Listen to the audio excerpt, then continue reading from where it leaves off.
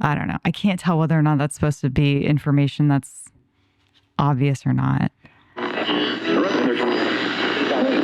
Oh, I'm sorry. Did I break your concentration? Somewhere between science and superstition.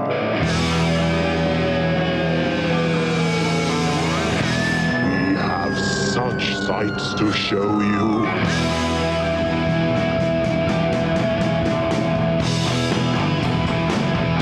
Strange Eons. Welcome to Strange Eons Radio. That is Eric over there. Hello. And that is Vanessa over there. Hello. And I am Kelly. Gang, first live recording since Crypticon. Yeah. Everybody had a good convention? I did.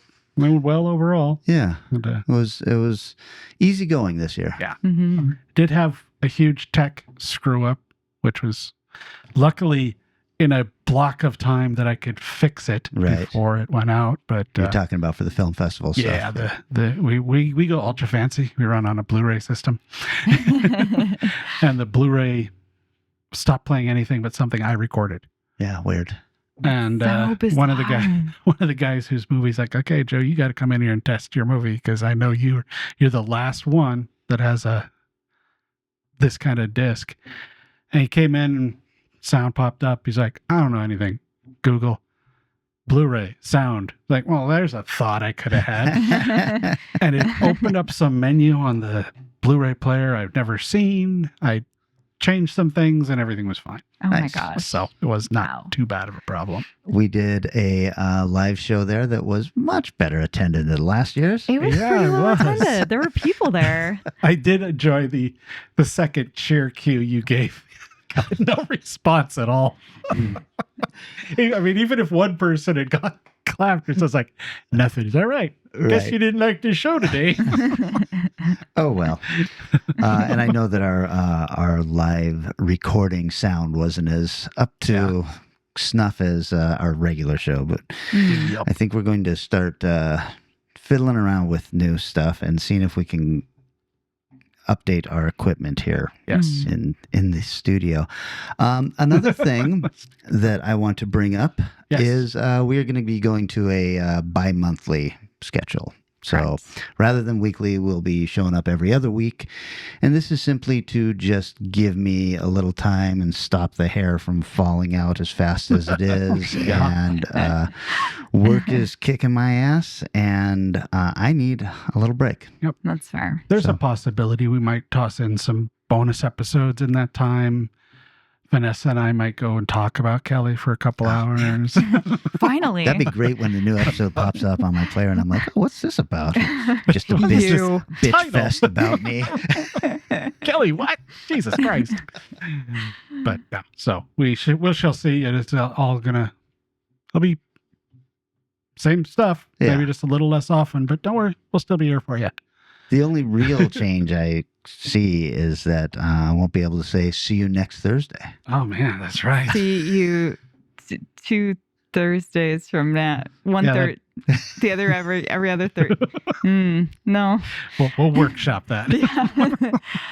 Yeah, it needs a little more time, I guess.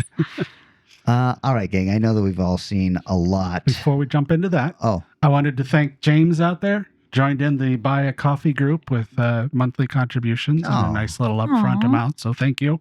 Wow, So, thank you. So thanks, you can do James. that. We call it buy a pizza, but the website is, buy a coffee. But Right. come on down. Okay. Awesome. I want to talk about.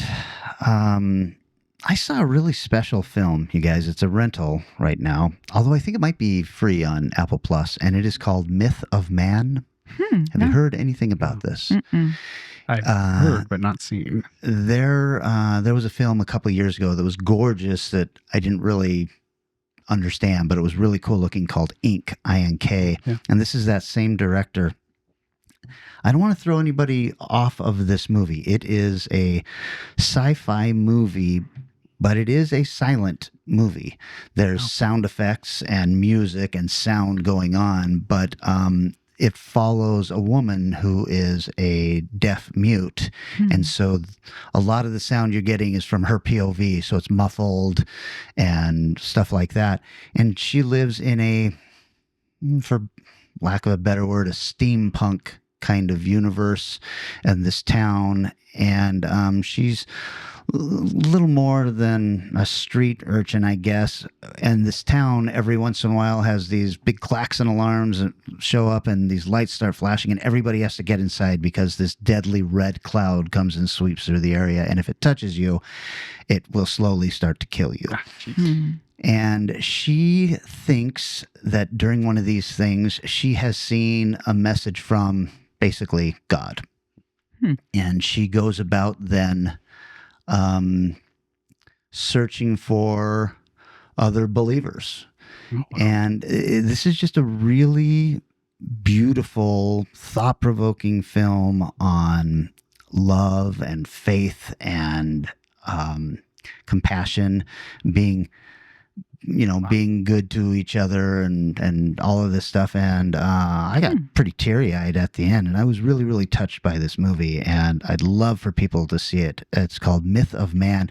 The director, he sold his house and then moved back to a family farm in Kentucky and converted the barn into a gigantic green screen room so he could make this movie. Wow. And just the balls it takes to do something like this. I'm like, boy, this is what happens when you let artists make art. God, Wow. yes. So important. That sounds amazing. That sounds really good. It's That something sounds else. so good. Myth of Man. Wow. Incredible. Well, last night I finally finished up Andor season 2. Speaking of really special media out there, man, that show, it kind of did the same thing to me that the season 1 did, where it kind of started off a little clunky, a little not slow, but like I just wasn't connecting to it. And then at some point it just like hits you. And I think that the last 4 episodes before the last two episodes were so good, so unbelievably good.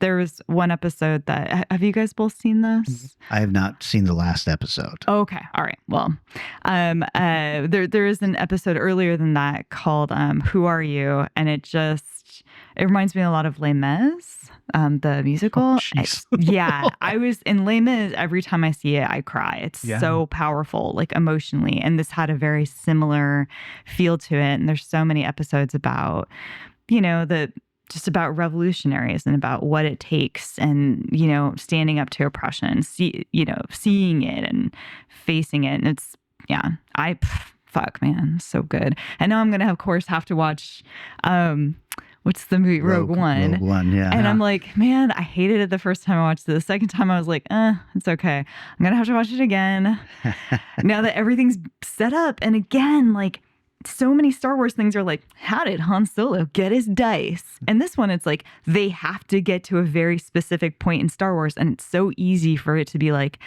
and how did Mom Martha get her haircut?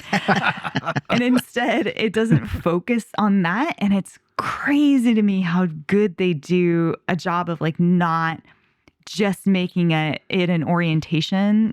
Instead, it's like such a great story building exercise. But anyway. Having not seen it, I'm going to take a shot at an interesting thought on part of the problem Star Wars had with the new secondary run, not the original 3, but secondary run seemed to fall into a world, and a lot of shit made after that is we have to appeal to a wide audience. Mm-hmm.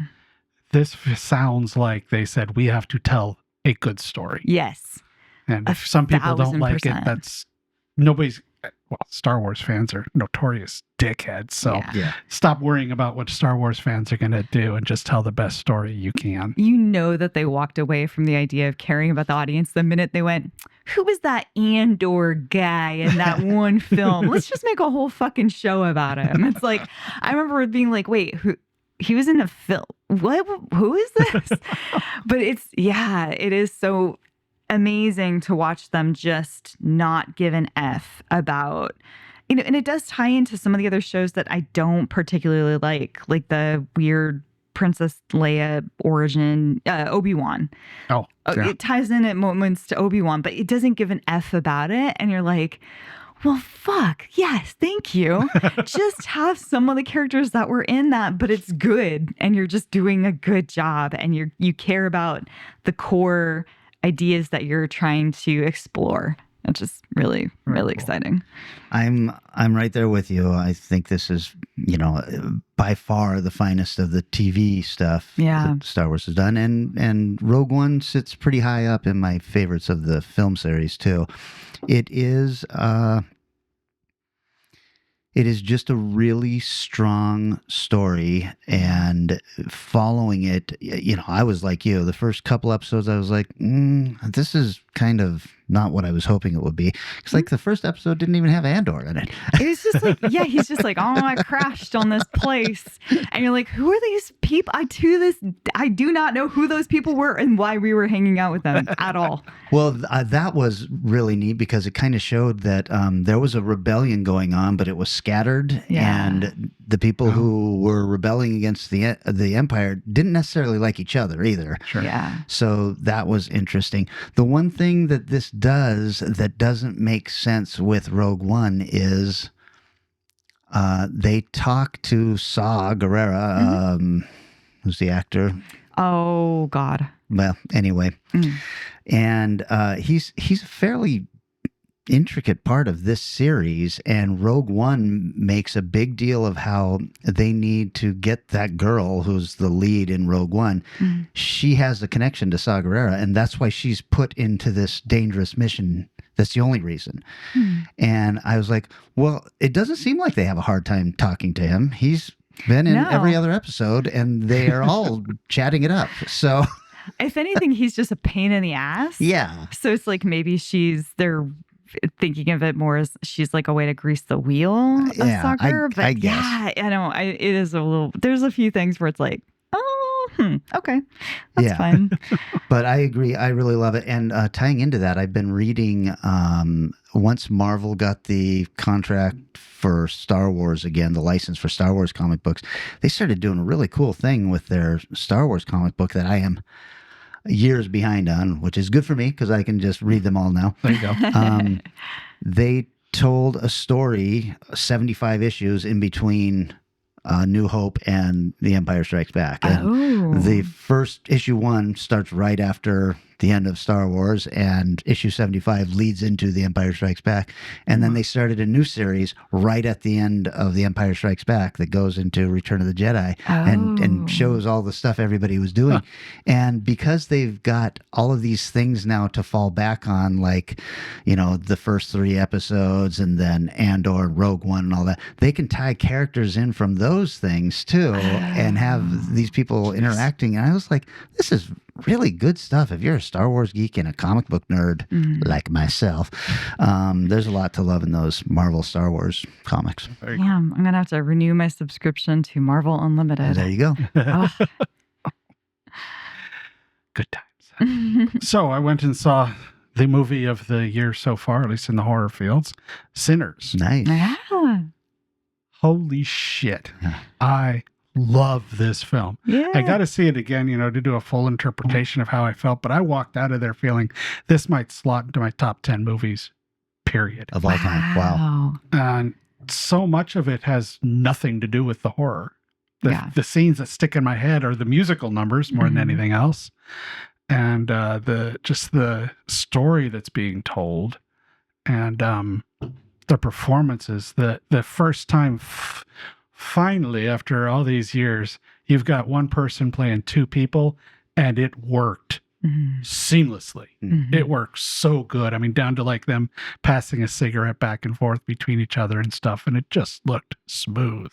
Well, that's because that's 2 actors, and one actor has the same face, but they're able to do that. Did you know that? I guess that was supposed to be what's his name? The brother was not supposed to be a twin. It was supposed to be the guy who played Kang in the Marvel movies. Oh, really? And got canceled. Got himself in trouble. Yeah. And so apparently the director was just like, no, fuck it. I'll make them twins. It works better with them being twins. Yeah. The way the story works, it's much better. Yeah, it never not once when I was watching did I think, wow, how did they do that? The whole time it was just like, just watching these are just 2 completely different people. Yeah. And there's a music scene in there that is, we've talked plenty of times, probably even recently, I think, how a deeply realistic film can be interesting, but it's not necessarily why I watch movies. Mm. And the scene when he first plays in the club and the way they interject all the music and all, it's like, this is fucking glorious. Mm. I absolutely love that. I mean, it was like, it wasn't sad, but it was one of those things that hit me so hard. You know, it's like goosebumps and teary-eyed kind of feeling that I just like, I love this so much. Wow. And then later on, there's the Irish, I think it's Irish singing. That's also an awesome scene, which is a lot more fucked up, but an awesome scene. There's just a lot going on, and it's all really cool, and it's all amazingly well laid out. Mm-hmm. You know, like there's moments where you're like, when he first hears the guy sing and his reaction to that's like, oh damn, man. So it's just these things that set up. I just fucking loved it. Wow. Well, I got to see it before it gets out of theaters. So. Yeah, it's a good one for theater. Apparently there is, the reason they say to see IMAX is there's aspect ratio changes. Oh. And I did not see it in an IMAX, so I didn't notice that, but I was reading the disc when it comes out is going to have that. Oh, that'll be interesting. Segment. Yeah, I'm not sure what the difference would be. I would assume maybe it's a reality and fantasy or something. I don't know what it could be, but apparently that's prevalent. Oh, that's very cool. That is called Sinners. I saw Clown in a Cornfield. Oh, wow. I've been reading a lot about this and heard basically good things. Yeah, it is. It's fine. It is. I did not realize it was kind of young adult. Yeah. So it's entry level horror for younger kids. It's still got some pretty gruesome scenes in it.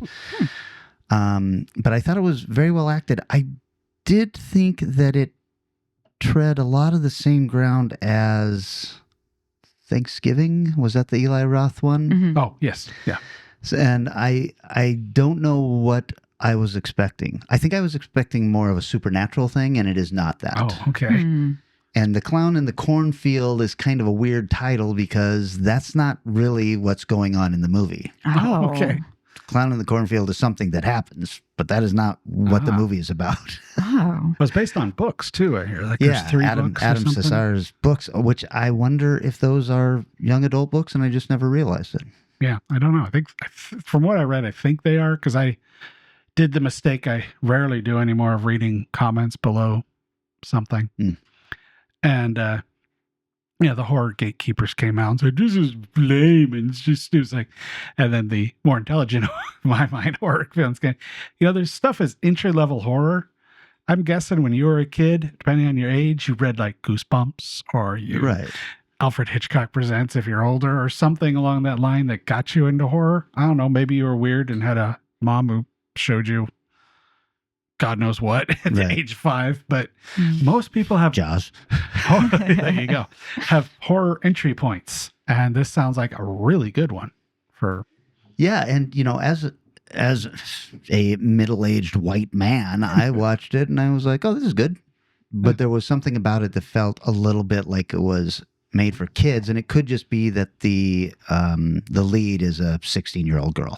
Oh, yeah. And so you're seeing everything kind of through the life isn't fair attitude of a kid. But otherwise, I thought it was very well acted and really surprised me in a couple of scenes where I was like, oh, what is happening in this movie? I thought I was going to be watching a Clown in a Cornfield. Yeah. That was my impression. Oh, well. So, yeah, I mean, this is a recommendation. Oh, so, cool. Nice. Well, I went and saw Thunderbolts. Asterisk. Asterisk. The new Avengers? You shut your mouth. I really, really liked it. I think that the advertising did it a lot of disservice. Oh, really? Because it was so much better and so much different than anything that I thought it was gonna be. Really? Okay. I liked it, but I also liked The Last Captain America, and I thought they were right on the same level. Oh, I thought it was very different than Last Captain America. That's what everybody else is telling me too. And I was like, this is a fine movie, but it's not a great movie. I think for me, like, well, first of all, the big topic in it, which I don't think they let you know is going to be the problem, is depression, which I thought was an incredible topic to like discuss and use as a metaphor and to approach from these different lenses of people who have suffered in different ways. I thought it was really interesting in that way. They also, the big bad was not your typical big bad. It was definitely a smaller story in general. And I think on top of it, it fills the hole left behind by Guardians of the Galaxy. It has such a similar sort of setup of these oddball characters who have to learn to work together, who might not naturally work well together. And a similar style of humor too. I just, there was something about it that was just working so well for me. And I felt like with Captain America, it just felt like such a cash grab. Like, yeah, it was military-esque. I think that's where I can see similarities, but like, I don't know. I was like, wow, there's Harrison Ford as the Hulk. Cool. Like, I got nothing else. So, And he's red. And he's red. Man, that guy. I'm glad he's getting money in his last days. Yeah, I liked it. I don't know that I need to see this team again, quite honestly. There was nobody in it that I really liked. And I'm like, whoever is really pushing Bucky Barnes to be an important character. I'm just like, A little weird. I wish I would like him to do something then. Why is he a fucking senator and then he's not a senator? That is the biggest problem with this film for sure. Is like, stop trying to make Bucky happen.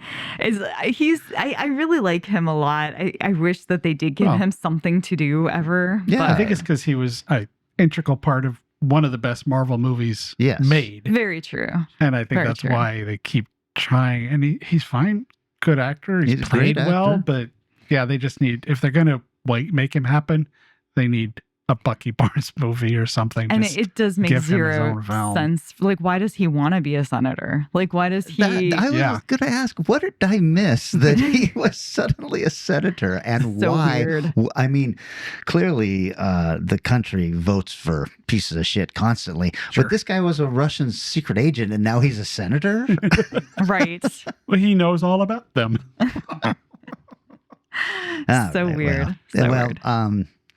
thumbs up from me, but I just didn't think it was, I know Micah, we have a text thread going with Micah, and he was just like, this is the best thing that has ever happened to the universe. And when I watched it, maybe I went into it thinking this is going to be astounding. And it was okay. I think I took it with such a grain of salt, that conversation, and with, again, all the ads and the popcorn bucket looks stupid to me. And I was just like, this is going to be so dumb. And then it kept just not being terrible.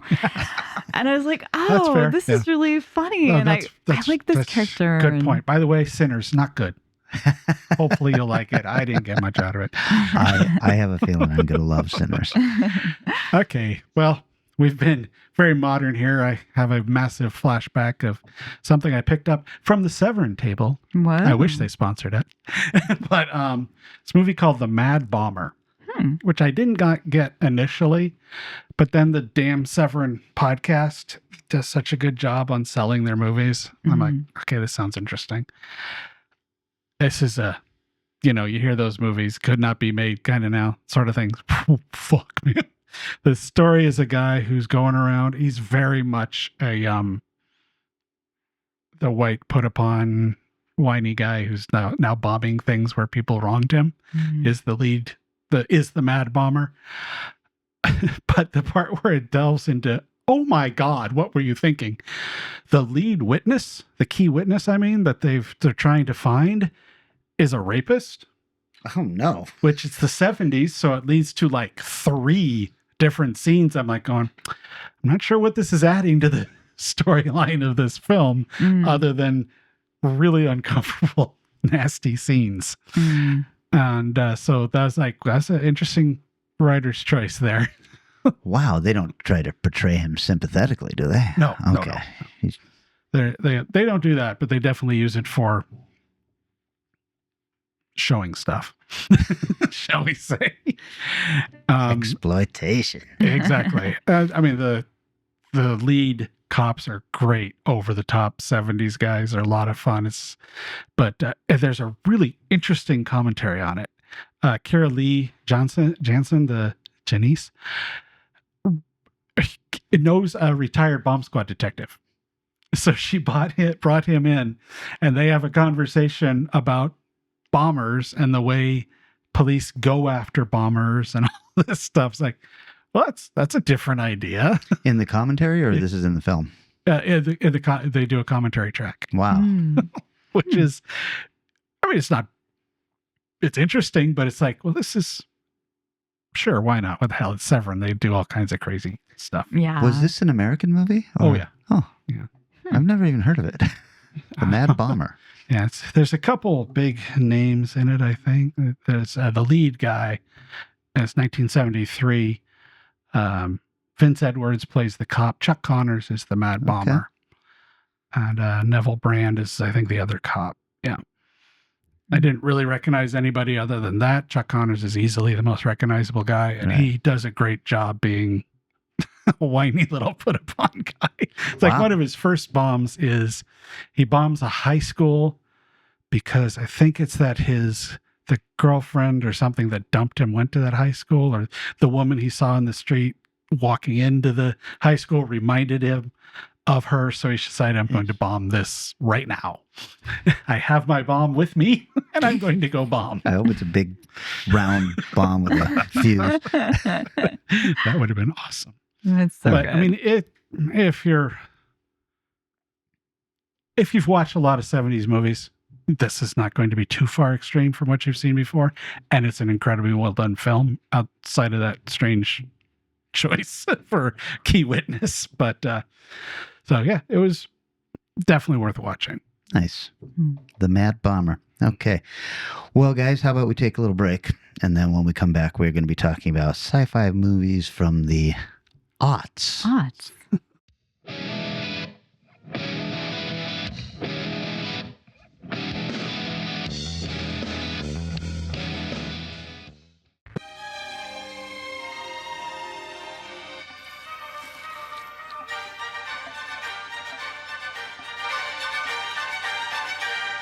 And that was the Vienna Wood Dance in D, one of my all-time favorites.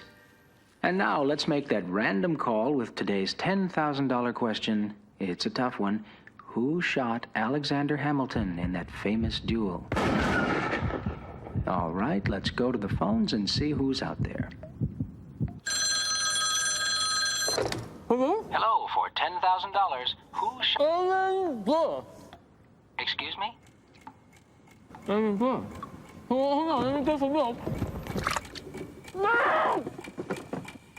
afraid your time is almost up. I'm sorry, maybe next time. Got milk? Hello? Let's see who's called the Strange Eons radio hotline.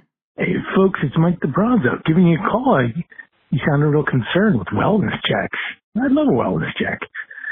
Hey, just calling also to let you know I was just waiting. I know you haven't heard from me in a few weeks, but, I've been sick. I was like, I'll just wait for Vanessa to watch Night of the Demon.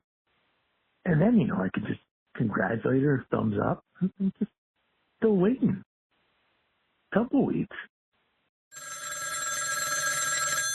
Hi guys, it's Micah. I was just listening to your conversation about The Last of Us Part 2 there, and all I can say about that is I beat that game, and it was one of my most miserable experiences during COVID, which I feel is really saying something, and I've basically sworn off everything from that entire series then. So, I don't know why they did what they did for that series, because you can't really humanize a monster for a whole game and assume that people are going to like it. But, yeah, that's all. Oh, and they do ride through the tiniest rendition of the Seattle Convention Center that you'll ever see. So I hope they duplicate that in the show, just for kicks.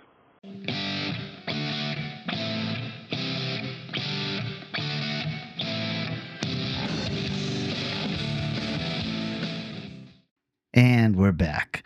Vanessa, this was your pick. What gave you the idea for this? I don't know. It just struck me out of nowhere.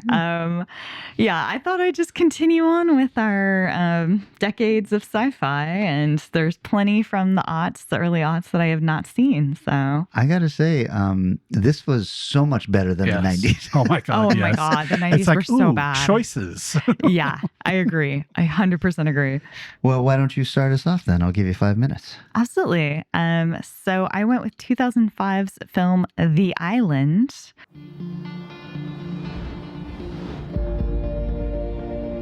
Attention residents, welcome to the lottery spin. Jordan to Delta, you're moving out to the island. Transported to the world's last paradise. I think they're gonna kill you. Going to the island. There is no island! Come on! 2 of our products have escaped. Do not let him get away! What was that? I don't know! But I want one. Hold on! This summer. Tell me what's going on! They're gonna come looking for you. Good job! You're copies of people. So one of them gets sick and they need a new part, they take it from you. I'm sorry, I'm not ready to die. From Michael Bay. How come we never did this before? The director of The Rock and Armageddon. That tongue thing is amazing. I know you're new to this whole human thing, but backpacks for boys, purses for girls. Understand? We're not idiots. Well, excuse me, miss. I'm so smart I can't wait to go to the island. Ewan McGregor. I just want to live. I don't care how. Scarlett Johansson. Don't try me like it!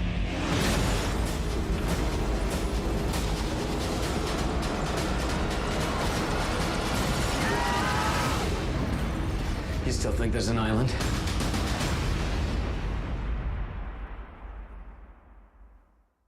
Don't know if you guys have seen this one. Yeah. Oh shit. All right. Budget of 126 million, box office of 162. It was a commercial failure. Directed by Michael Bay, 63 films, including Bad Boys, The Rock, Armageddon, lots of music videos and commercials, including the Got Milk, Aaron Burr, boy, and the Transformers movies. Writers, they had 3 different writers, including Alex Kurtzman, who did Mission Impossible 3, Star Trek, the feature film Fringe, 2017's The Mummy, and the latest Star Trek shit show that kind of has been existing for the last 5-10 years. Starring Ewan McGregor from Moulin Rouge, Trainspotting, Star Wars as Obi-Wan, and Dr. Sleep. Scarlett Johansson, Lost in Translation, Her, The Avengers, Transformers 1 as Alita 1. Sean Bean from Game of Thrones and Lord of the Rings. Dimon Honsu, which I know from Guardians of the Galaxy, Steve Buscemi from being Steve Buscemi, and Ethan Phillips, who's Neelix from Voyager. I was very excited to see him in here. The year is 2019. It's a futuristic dystopia where a horrible event has happened, and everybody lives in this sort of facility. They cannot go outside because the world is too contaminated to support life, except for this pathogen-free island. So everybody at the facility is kind of waiting for their turn to be sent to the island. They're assured that eventually they will all get to go to the island. So it's really just a matter of time. And there's a lottery. So once a week, somebody wins the lottery and moves out. Lincoln 6 Echo lives in the compound and finds himself having strange dreams of a world that he doesn't really know about. There's a lot of imagery of a boat. There's this girl that he is friends with in facility who he obviously quite likes on the inside. And he just keeps questioning this whole system and the place they live in and why things are the way they are. He's then sent to the doctor, Mr. Bean, who everyone fears for good reason, and is implanted with these nanobots to monitor his brain for the next day and get a neuro assessment of what might be going on with him. His best friend and flirty lady, Scarlett Johansson, plays Jordan 2 Delta, and she competes with him in all kinds of things. And it's just a cool, hot chick. And turns out she wins the lottery. Lincoln's pretty bummed about this because he doesn't want to see her go, but he's happy for her. He decides to randomly go visit this technician, Steve Buscemi, who plays this guy named James, who's kind of on he's in the facility, but it's like it's in the inner workings machinery of it. So he goes and gets a special pass to go out there, hang out with him, talk a little bit, and discovers a butterfly. Later, he decides to sneak back in and return it, and discovers there's a weird ceiling that leads into a different part of the facility he hasn't been to before.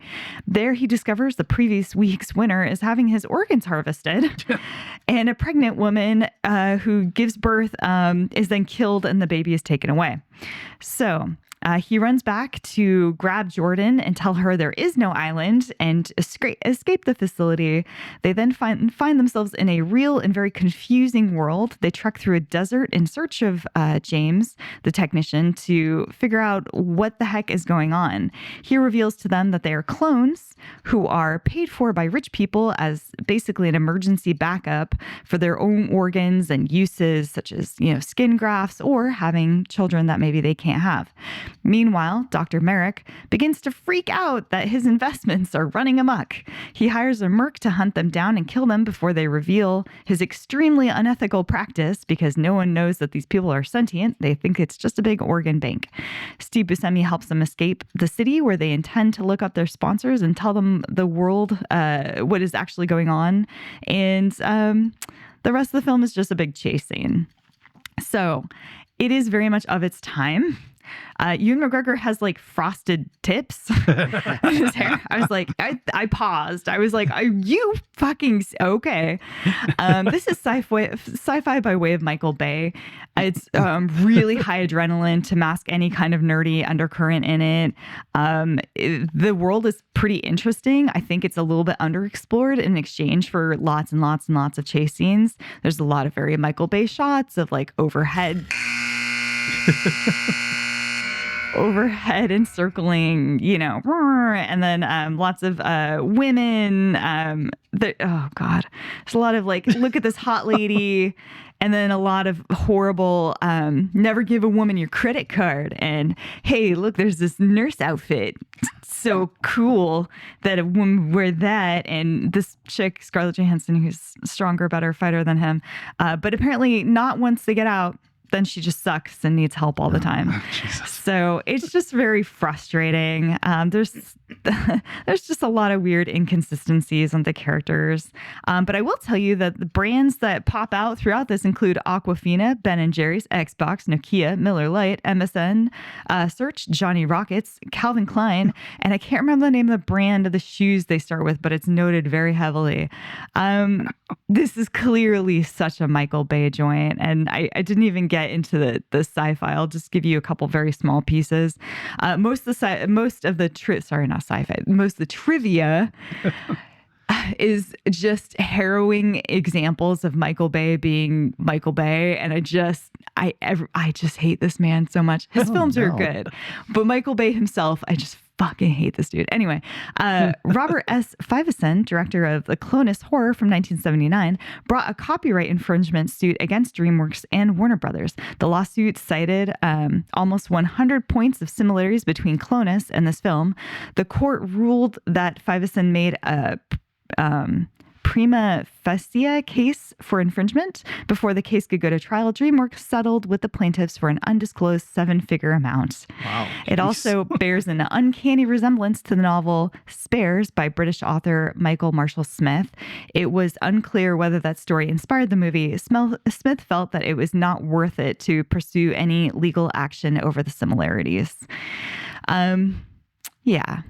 I don't know, man. I don't know. I didn't realize this was a Michael Bay film when I picked it. It was just a sci-fi film from that time that I had not seen. Whew. Oh, okay. Yeah. Did you like it, or? I don't know. I like the premise, and it's a bigger film than I anticipated, which was cool. But at the same time, and the chase scenes are interesting, but at the same time, like, I don't know. It just it feels just cheesy in weird ways, and I really feel like it lets go of its premise so quickly to just favor these weird chase scenes with cool cars and watches and neat clothes, and I don't care. I mean, it's a little impressive that, unlike Blade Runner, 10 years on in Blade Runner, a lot of those products were gone. Yeah. 20 years on this one, and a lot of those products are still around. I will say that the MSN search thing is a phone booth you have to go into to look people up on the MSN search. So I was like, whoa, a little bit dated. And the adverts, I mean, it was like 90s, like Calvin Klein, like perfume ads. And it did feel very of a moment. I can't remember if I like this or not, but I remember it feeling a lot like Logan's Run at the beginning. Yeah. Yeah. Yeah. Initially it does when you're first in that facility and everyone's sort of, walking around and getting, like doing their thing. Being They're on their white and... track suits and interacting with each other, but you're not allowed to get too close to people who have the opposite sex. There is some really interesting questions it sets up.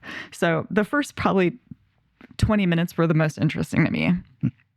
I looked at this one to also do, and I was like, I don't think so. Fair. Okay. Fair. Eric? Yes. You want to go next? I shall. 5 minutes. I figured I'd check out a remake of a very interesting sci-fi film, the 2002 Solaris. When you want to get hitched? If you keep putting this off, 15 or 20 years, I'm just going to stop asking.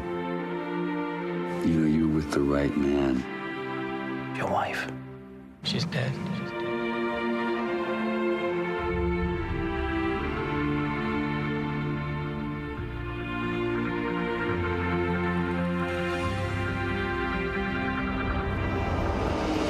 How did you get here?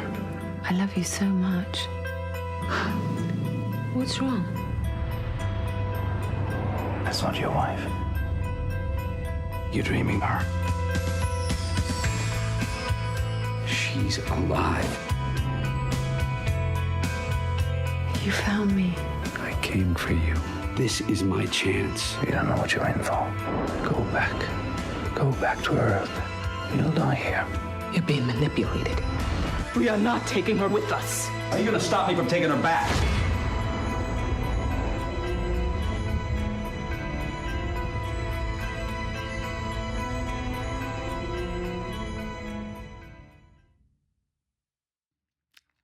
Which, of course, is a remake of Andrei Tarkovsky's 1972 film, right? Solaris. I was curious, so I did look up the Rotten Tomatoes on these. The original was 93 and 89 for for critics and crowd, and this one's 66 and 59 for critics and stuff. So, directed by Steven Soderbergh, who you might know from Black Bag, Sex Lies and Videotape, the editing masterclass, The Limey, Kafka, Ocean's 11, and of course the Magic Mike movies. Written by Stanislaw Lem, who wrote the book, but then Soderbergh did most of the adaptation to the screenplay. Starring some little guy, George Clooney, something. Michael Clayton, the Ocean movies, The American, 108 episodes of ER. I did not realize he'd been on ER that long. Oh, yeah.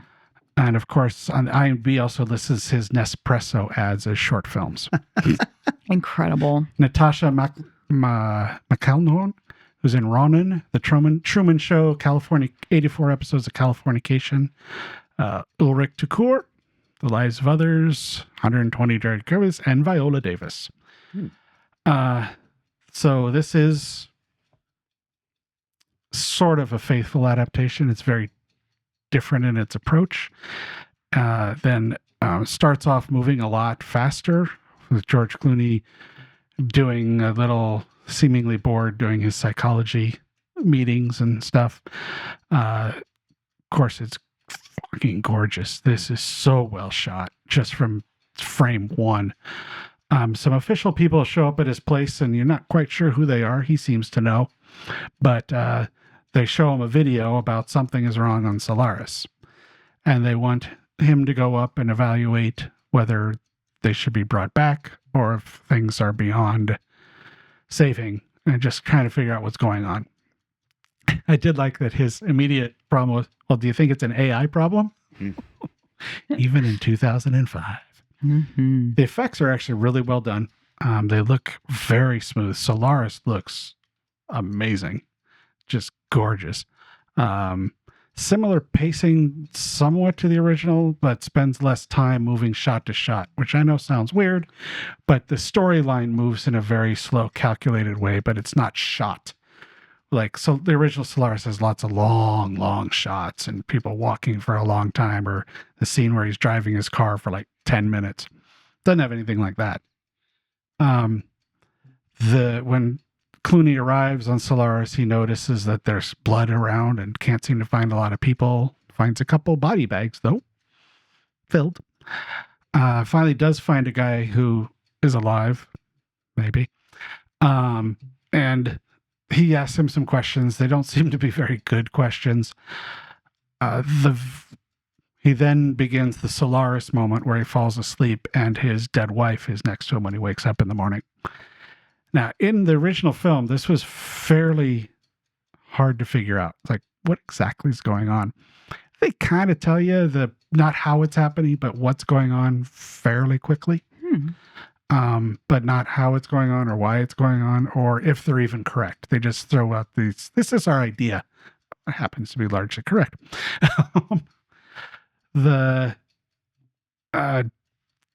Soderbergh fought to have George Clooney's butt featured a couple times and still get a PG-13, which he did. My God. In the end, it's not as deep and mesmerizing and hypnotic as the original, but it's pretty good. Largely based on Clooney, who holds the entire movie in his hand. He's just doing everything. The woman playing his wife is also amazing. All four of the main people do astounding jobs. It's just Clooney's in like almost every scene. So Steven Soderbergh said, if you don't like the first 10 minutes of this movie, you might as well stop watching, which is fair. Nothing particular happens in the first 10 minutes, but it does set up a tone. Produced by James Cameron, producers. Let's see. Yeah, they did originally get an R because of Clooney's butt, but he talked him into a PG-13. Seen Clooney's butt on TV probably at that point. The Cameron was thinking about directing it, but said he's worried it might end up more like The Abyss. And he just thought Soderbergh, who initially wasn't very interested, would do a better job. So he eventually talked him into or paid him enough that he'd do it, however it works out in Hollywood. But overall, I'd say if you're really, really interested in deep thinking sci-fi, the first one is going to be a more satisfying film because it really does make you think. This one's a lot easier to watch and it's good. It's plenty good. So I can't say, you might like both of them. You might not like either one of them. Why do you think this got such a poor rating then? I think it's just because you got movie snobs. You got Tarkovsky is one of the masters of movies, and in the art house world, Solaris is one of the crown jewel gems of sci-fi, like 2001 sort of films. And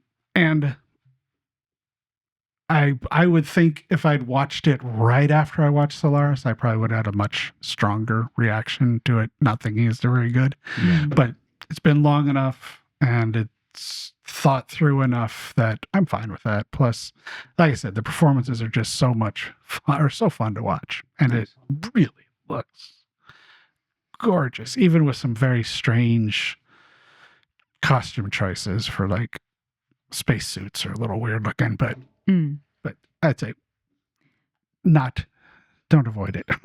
Was there anything that explained like why they felt the need to remake it? Well, I don't know if anybody ever really says that too much. Yeah. I would say, if you're talking James Cameron starting it, probably just hubris. Sure. Like, let's make our version of this. I mean, it definitely, I'm excited to check it out at some point because I really like Soderbergh and Yeah, that's part of it. I appreciate Soderbergh a lot. Although I don't like everything he does, I love the stuff I do like. Yeah. Like The Limey. I haven't seen The Limey. Oh, Limey is great. You should see The Limey. It is a masterclass in editing. I'd never heard that before, and now I'm way more curious than I was before. So interesting the way it's edited. At least some scenes, the way some scenes are edited. Okay, well, I chose right at the end of the decade from 2009, Moon.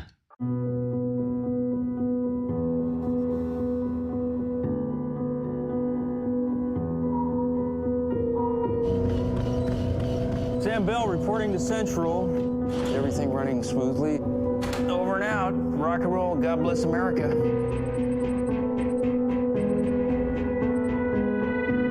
Good morning, Sam. Do you want me to cut your hair here? Lunar Industries remains the #1 provider of clean energy worldwide due to the hard work of people like you. That it's a must know.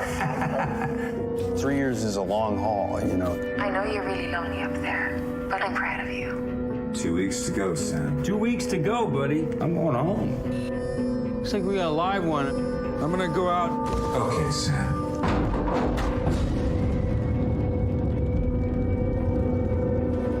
Leaving Serang, working perimeter.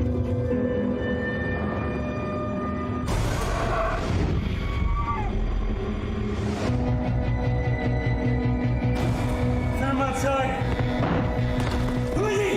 You tell me who that is! Perhaps you're imagining things. What's going on? Where did he come from? Why does he look like me? You've been up here too long, man. You've lost your marbles. 2 weeks, 2 weeks, 2 weeks. I don't understand what's happening. This is my mind. I want to go home. I know.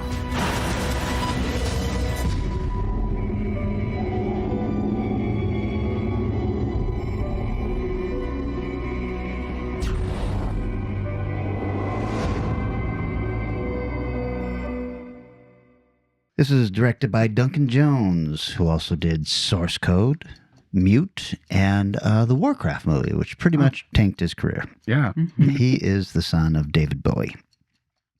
And it was written by Duncan Jones and Nathan Parker, who have written together Blitz, Equals, and Our House. Starring Sam fucking Rockwell, Hell yeah. who is, without fail, always the best thing about every single movie he's in, including Safe Men, The Green Mile, Galaxy Quest, Charlie's Angels, Confessions of a Dangerous Mind, Matchstick Men, Frost Nixon, The Winning Season, Iron Man 2, Jojo Rabbit, and Vanessa, one of his very first roles, Teenage Mutant Ninja Turtles, as Head Thug. Excellent. Oh, do you remember him well? So well. So good. I'm sure I've got an action figure of him somewhere. You guys have seen Moon, right? Yes, yes. So we open sometime not too far in the future, where we meet Sam, working alone on a small lunar base with a single robot helper, Gertie, voiced by Kevin Spacey. This is a very basic robot helper, about what we have available to us now, really, so it can't be too far away. In the future, there was an oil crisis, and the company Sam works for made a fortune by mining the moon with a completely automated mining facility. And he is just there to be a little more than janitor and perform upkeep on the equipment.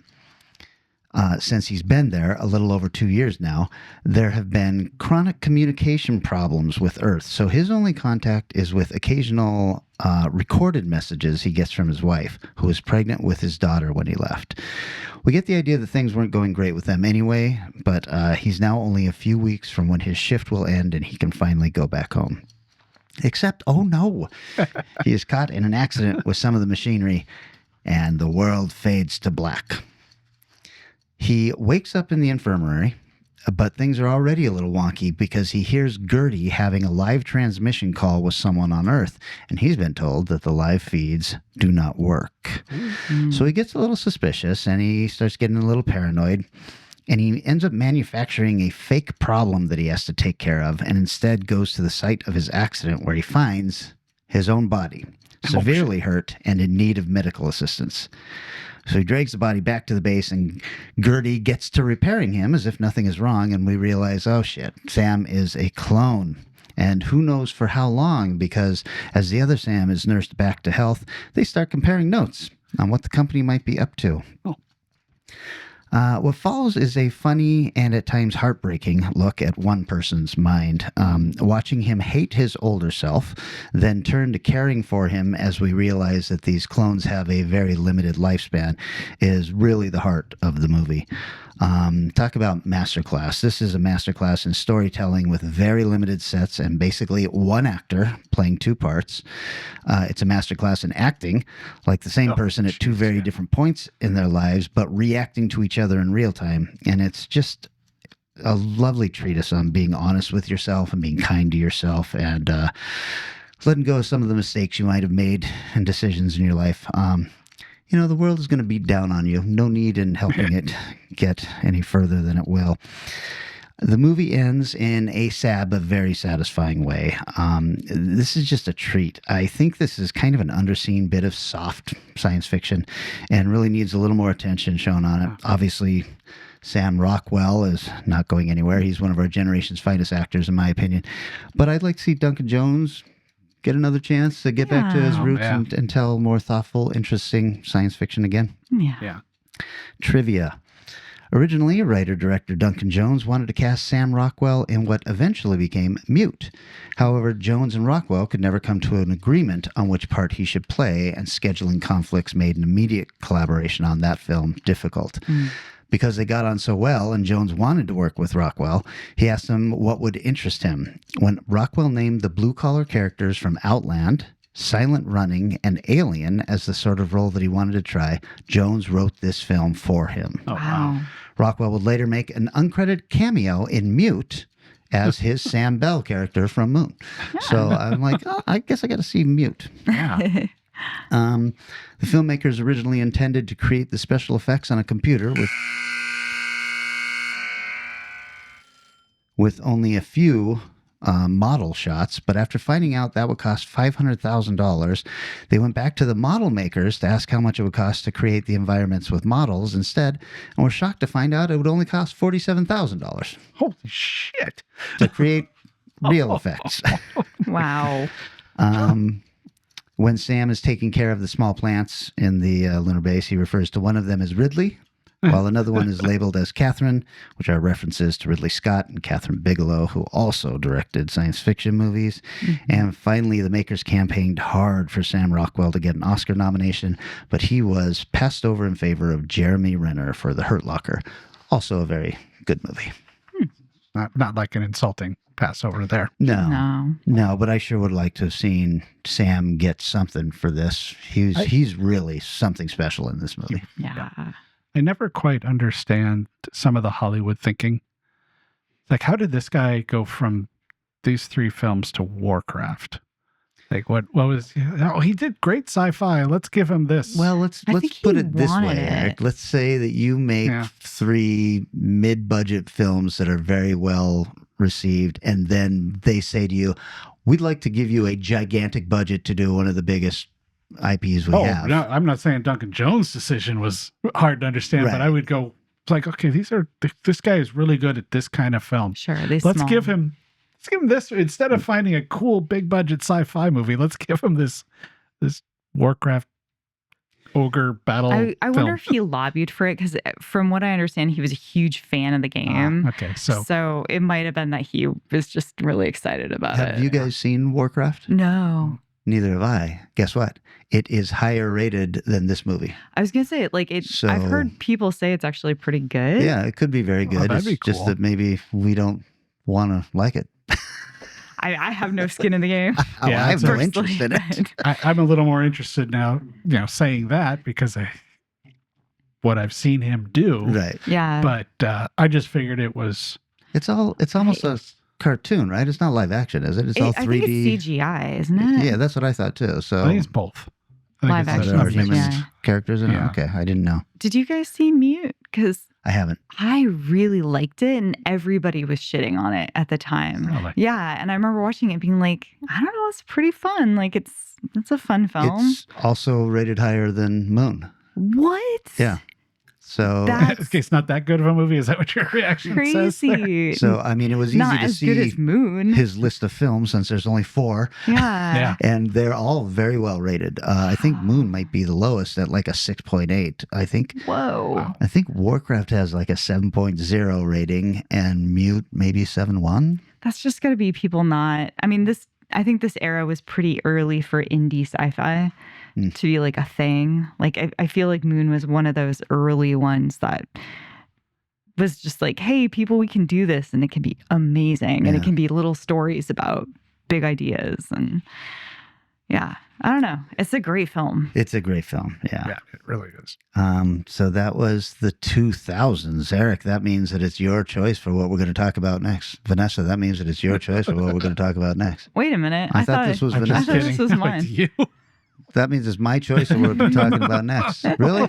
Yes. Fuck. All right, then we're going into the 2010 sci-fi. Perfect. Easy peasy. I'm enjoying this. That was the most confusing. That was Who's awesome. on first? Listen, I've seen it in a long time. We've had a break here with the Crypticon and all this other stuff. I'm a little discombobulated. That's fair. That's very fair. That's fine. I'm sure you'll come up with something. 2010. 2010. Sounds great. That's right. Perfect. Sounds. Oh my God, you guys. More caffeine, please. Right. Okay. That means this is the part where we say thanks to everybody who's out there supporting us in some way. That can be liking and sharing posts. That can be commenting and thumbs upping the YouTube video channel. That can be interacting with us on the Strange Eons Radio talk page on Facebook. And that can also be, Vanessa, real quick, that could be what? People calling in to our hotline on 253-237-4266 and leaving us a message. You can also text in. We are excited to hear from you. Please let us know. How are you doing? You out there? You enjoying our show? You not enjoying our show? Let us know what's what. What's up? That can Do you have also, a good breakfast? That can I wanna also know. be donating money to the cause, which we really appreciate. And they can do that in a number of different ways, Eric. Yeah, we've got like I mentioned earlier this episode, we've got the Buy Me a Coffee here. We like pizzas, right? Pizza? Yes. I had it last night. Oh, all right, cool. And still got PayPal set up and going like that. So hopefully things will change and you can come in and make billions of dollars after, you don't have to pay extra taxes or something.